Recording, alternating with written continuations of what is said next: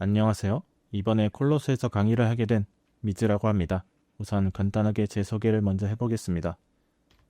제 활동명은 M1Z로 미즈라고 하고 현재 온라인 오프라인 강사 활동을 하고 있으며 SNS 개인 활동 및 게임 일러스트나 소설 표지 일러스트 위주의 작업을 이어가고 있습니다.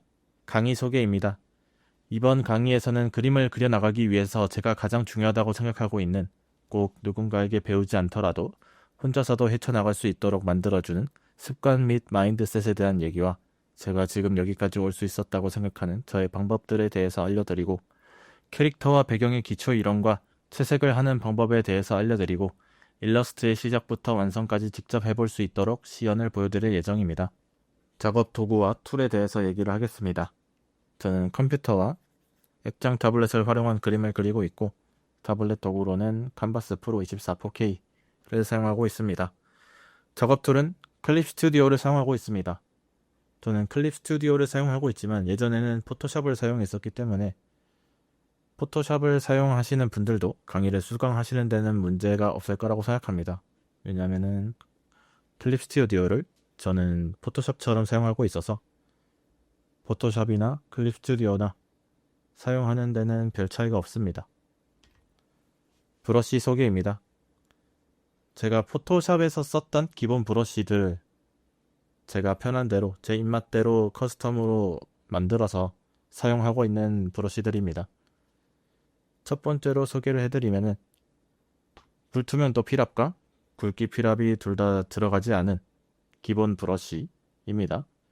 주로 선화를 사용할 때 사용합니다. 두 번째로는 똑같이 필압이 전혀 들어가지 않았지만은 경도가 낮은 에어 브러쉬입니다. 이 브러쉬는 잘 사용하지는 않습니다. 세 번째로는 불투명도 필압만 들어가 있는 브러쉬입니다. 굵기 필압은 들어가 있지 않습니다. 주로 스케치나 채색, 선화, 모든 종류에서 사용하신다고 생각하시면 될 것 같습니다. 네 번째, 똑같이 불투명도 필압만 들어가 있는 에어브러쉬입니다. 이거는 이제 채색을 할 때 주로 사용하게 됩니다. 다섯 번째로는 굵기 필압이 들어가 있고 불투명도 필압이 조금 들어가 있는 브러쉬입니다. 주로 선화를 하거나 깔끔하게 채색을 하려고 할 때 사용하는 브러쉬입니다. 여섯 번째로는 똑같이 불투명도 필압이 조금 들어가 있고 굵기 필압이 들어가 있는 에어 브러쉬입니다. 이 브러쉬는 잘 사용하지는 않습니다. 일곱 번째로는 굵기 필압만 들어가 있는 브러쉬입니다. 주로 선화를 할 때 사용을 합니다. 여덟 번째로는 똑같이 굵기 필압만 들어가 있는 에어 브러쉬입니다. 제가 그림을 그릴 때는 이 브러쉬들만 거의 사용을 해서 그림을 그리기 때문에 이 브러쉬를 이제 파일을 제공해 드리고 이 브러쉬들을 사용하셔서 제가 그리는 방식들을 시연하는 방식들을 따라 해볼 수 있도록 해보시면 좋을 것 같습니다. 그리고 키 세팅입니다. 저는 키보드 왼쪽에 웬만한 모든 키들을 다 모아서 설정을 해두고 사용하고 있습니다. 오른쪽으로 손을 계속 왔다 갔다 하면은 저는 그게 좀 불편하더라고요. 그래서 왼쪽으로 다 몰아넣고 있습니다. 상세하게는 클립 스튜디오로 넘어가서 같이 확인을 좀 해보겠습니다. 키 설정에 대해서 좀 자세하게 알아보도록 하겠습니다. 우선은 좀 보시면 아시겠지만은 키들이 전부 요 왼쪽에 다 몰려 있어요. 이 키들을 왼손만 이 왼쪽에 키보드 왼쪽에 두고 이렇게 움직이면서 거의 쓰는 편입니다. 그러면 다른 키들을 하나씩 좀 봐보도록 할게요. 우선은 QW 브러쉬 확대 축소입니다.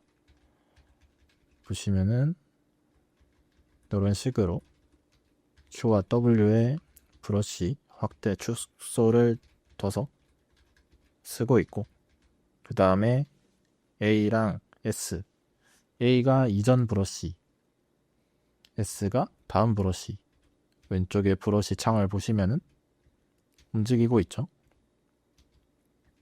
이렇게 A와 S를 써가지고 원하는 브러쉬를 찾아가서 사용하는 편입니다. 그리고 E가 지우개. 브러쉬 확대 축소랑 이전 브러쉬 다음 브러쉬가 지우개에서도 똑같이 이렇게 적용이 됩니다. 지우개에서도 움직여가면서 원하는 지우개 찾아서 쓰는 편인데, 보통 요 첫 번째 지우개랑 두 번째 지우개 밖에 안 써요. 그 다음이 이제 R키, 회전인데, 회전을 누르고 이렇게 움직여 주시면은 화면을 이동을 해서 선을 좀 편하게 그릴 수 있어요. 뭐 여기서 좀 긋는 게 어렵다 하면 좀 더 돌려서, 여기서 돌려서 선을 그어 주거나, 여기서 그리기가 또 어려우면 여기서 돌려주고, 돌려서 그어주고, 이런 식으로 쓰는 편입니다. 그리고 쉬프트를 눌러서 쓰면은 이렇게 각에 맞춰서 정확하게 움직여 줄 수도 있어요. 그 다음에 픽셀 유동화, 그 다음에 G키, 채우기와 그라데이션, 그 다음에 X에 자동 선택 툴을 두고 있고, C에 선택 범위, 이런 데에서도 이전 브러쉬 다음 브러쉬 키를 쓰면은 움직여서 쓸 수 있습니다. 그 다음에 브러쉬, B키, 브러쉬인데, 처음 클립 스튜디오 설정에 이 B키가 여기 펜 툴, 연필 툴, 붓, 에어브러쉬 이렇게 4개가 설정이 되어 있을 거예요. 근데 제가 포토샵에서 쓰던 기본 브러쉬밖에 안 쓰다 보니 다른 키들이 필요가 없어서 이 4개가 같이 설정이 되어 있는 게 불편하더라고요. 그래서 나머지 키들을 다 없앴습니다. 설정에서. 그래서 B를 여러 번 눌러도 이 붓에서 벗어나지 않도록 설정을 해서 이 브러쉬만 쓰고 있어요. 그리고 그 다음에 F2 캔버스 뒤집기 누르면은 이렇게 화면이 뒤집어집니다. 그 다음에 컨트롤 1 레벨 조절, 이렇게. 그 다음에 컨트롤 Q 색조, 채도, 명도, 그리고 컨트롤 W 컬러 밸런스, 그리고 컨트롤 X 선택 영역 삭제인데, 이거는 이 선택 범위 툴로 영역을 지정하고 이 영역을 지우고 싶을 때 이런 식으로 컨트롤 X를 눌러주면은 삭제가 됩니다. 이거를 사용해주고 있고, Alt 딜리트 채우기 기능인데, 이것도 선택 영역으로 영역을 선택해두고 Alt 딜리트를 눌러보면은 이 선택 영역만 색깔을 채워줍니다. 이때는 이제 딜리트가 오른쪽 위에 있기 때문에 브러쉬를 쥐고 있는 손을 딜리트 쪽에 갖다 대서 이때만 오른쪽에 손을 대서 쓰고 있어요. 그 다음에 컨트롤 누르고 터치 기능인데, 컨트롤을 브러쉬 키에서 컨트롤을 눌러서 움직여주면은 이런 식으로 움직일 수 있습니다. 움직여주고 컨트롤을 떼면은 레이어는 가만히 있어요. 제가 지정해뒀던 레이어에서 움직이지 않습니다. 제가 키보드 레이어에 있다가 손 레이어를 이렇게 움직여줘도 움직일 때는 손 레이어로 가있죠. 그리고 떼면은 키보드로 다시 돌아갑니다. 이 기능을 가끔씩 쓰고 있고, 그리고 컨트롤 시프트 누르고 터치, 이 기능을 정말 많이 쓰는데, 이거는 뭐냐면은 컨트롤 시프트를 누른 채로 브러쉬 키에서만 가능합니다. 브러쉬 상태일 때 컨트롤 시프트를 누르면은 이런 식으로 동그라미가 모양이 바뀌게 돼요. 이 상태로 터치를 하면은 레이어가 이 레이어를 찾아갑니다. 지금 손 레이어로 되어 있죠?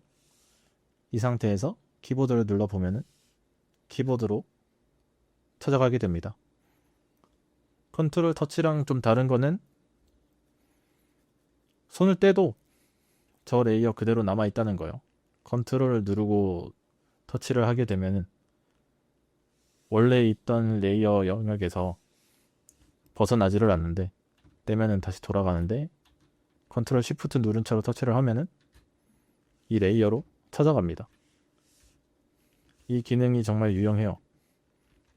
아무래도 이제 일러스트를 그리게 되면은 배경까지 그리면은 레이어가 정말 많아지거든요.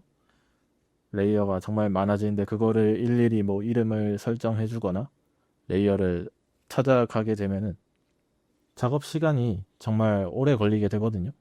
그 번거로움을 좀 최소화해 주기 위해서 이 컨트롤 시프트 누르고 터치하는 기능을 자주 써주고 있어요. 한번 써보시면 정말 편하실 겁니다. 제가 쓰는 키들을 이렇게 다 소개를 해봤고, 이 기능 외에는 잘 쓰지 않습니다. 쓴다고 한다면은 기본으로 있는 컨트롤 스페이스 누르고 화면을 확대 축소 해주는 기능, 스페이스 누르고